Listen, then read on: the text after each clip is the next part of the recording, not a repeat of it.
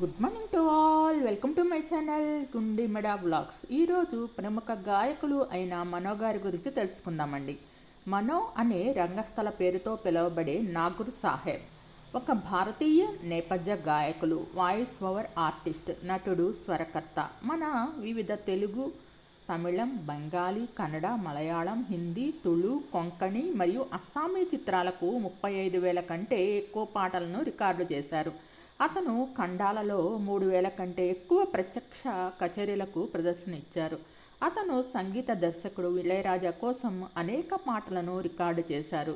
1995లో వచ్చిన ముత్తు చిత్రంలో తెలుగులో రజనీకాంత్ కోసం పూర్తి స్థాయి డబ్బింగ్ కళాకారుడిగా మనో గుర్తింపు పొందారు. మనో 26 అక్టోబర్ 1965లో సత్తెనపల్లిలో జన్మించారు. నేపథ్య గానం మరియు కర్ణాటక సంగీత విద్వాంసుడు, గాయకుడు, నటుడు, నిర్మాత, వాయిస్ డబ్బింగ్ కళాకారుడు, సంగీత స్వరకర్త. 1977 నుంచి ప్రస్తుతం దాకా పాటలు పాడుతూనే ఉన్నారు. విమర్శలను తన ముందుకు తీసుకొని మనో ఇళయరాజాతో కలిసి 500 పాటలను రికార్డు చేయడం కొనసాగించాడు మరియు నెమ్మదిగా ఇతర తమిళ స్వరకర్తలను కూడా పాడటానికి ముందుకు వచ్చారు. 1995 సంవత్సరంలో తమిళ చిత్ర పరిశ్రమలో వాయిస్ ఓవర్ డబ్బింగ్ కళాకారుడిగా మనో యొక్క మరో ముఖం కనిపించింది. తమిళంలో దాదాపు అన్ని రజనీకాంత్ చిత్రాలకు ఆయన తన వాయిస్ను డబ్బింగ్ చేశారు. ఆయన వాయిస్ దాదాపు రజనీకాంత్కు పర్యాయపదంగా మారింది మరియు అందరు దర్శకులు మరియు నిర్మాతలచే బాగా డిమాండ్ చేయబడింది. తెలుగులో కొన్ని సినిమాల్లో కమల్ హాసన్ కూడా ఆయన తన వాయిస్ను డబ్బింగ్ చేశారు. మనో జయా టీవీలో మనతోడు మనో అనే సంగీత చర్చా కార్యక్రమాన్ని నిర్వహిస్తున్నారు. మనో ఆంధ్రప్రదేశ్ చెందిన తెలుగు మాట్లాడే ముస్లిం కుటుంబంలో జన్మించారు. అతను 1985లో జమీలాను వివాహం చేసుకున్నారు. అతని కుమారుడు షకీర్ ఒక నటుడు మరియు నాగా అని 2012లో వచ్చిన ఈ సినిమాలో నటించాడు.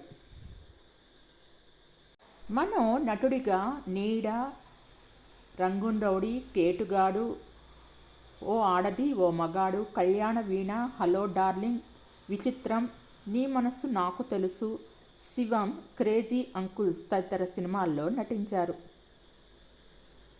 మనో చిన్న తంబిలోని తులియేలా పాటకు తమిళనాడు ప్రభుత్వం నుంచి కలైమామణి అవార్డును కూడా అందుకున్నారు. 1991లో వివిధ చిత్రాలకు ఉత్తమ పురుష నేపథ్య గాయకుడిగా తమిళ రాష్ట్ర చలనచిత్ర పురస్కారాన్ని అందుకున్నారు. 1997లో ఉత్తమ నేపథ్య గాయకుడిగా ఫిల్మ్ఫేర్ అవార్డు తెలుగు సినిమాకు గాను, రుక్కు రుక్కు రుక్కుమిని పాట పెళ్లిలో వచ్చిన సినిమాకు గాను అందుకున్నారు. ఆయనకు ఆంధ్రప్రదేశ్ ముఖ్యమంత్రి నుండి డాక్టర్ ఘంటసాల అవార్డు కూడా లభించింది. మనో జీవితంలో చివరి 5 సంవత్సరాలు చిన్ని తెర కారణంగా చాలా గందరగోళంగా గడిచాయి.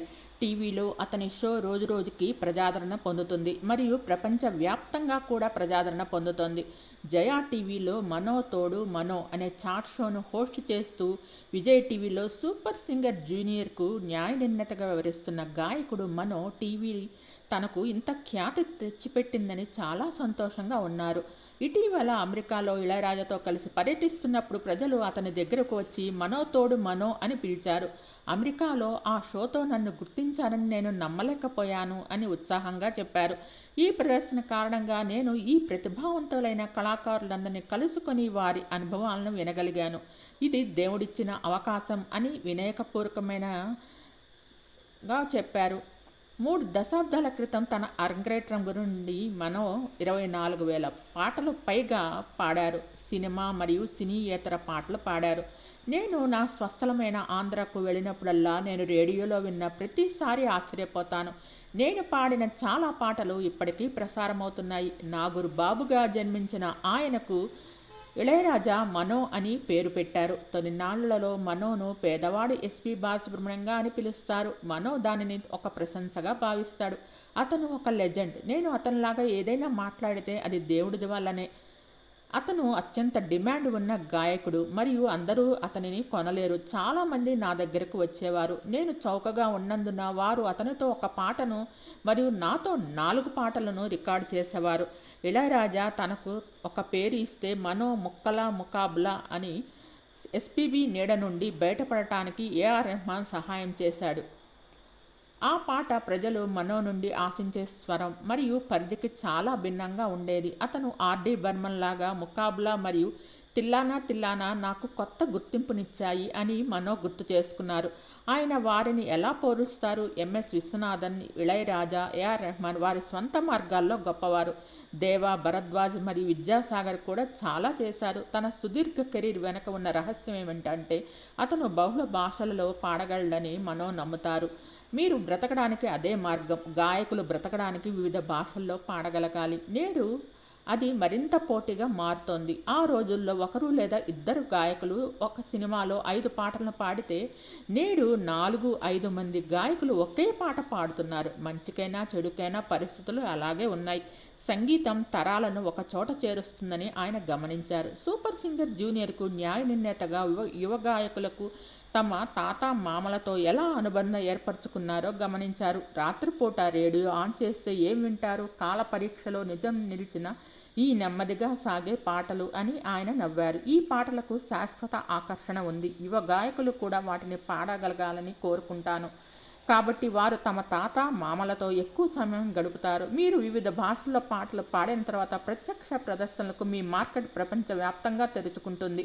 అతను 3000 కంటే ఎక్కువ స్టేజ్ షోలు చేశారు మరియు అతని క్రెడిట్ హిట్స్ను సంఖ్యను బట్టి ఇప్పటికీ కచేరీల్లో అత్యంత డిమాండ్లో ఉన్న గాయకులుగా ఒకరుగా నిలిచిపోయారు నాగూర్బాబు.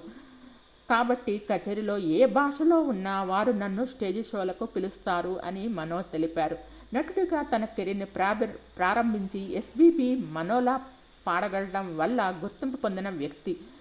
తాను స్థిరపడిన తర్వాత నటనను ఎప్పుడూ సీరియస్గా తీసుకోలేదు. సింగరవేళలను అరుదైన ప్రదర్శన తప్ప.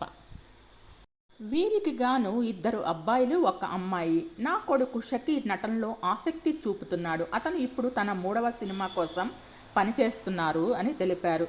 మనోకి డాక్టరేట్ కూడా లభించింది. మీకు ఈ వీడియో నచ్చినట్టయితే లైక్ చేయండి, కామెంట్ చేయండి. Thank you all. Please subscribe and support my channel.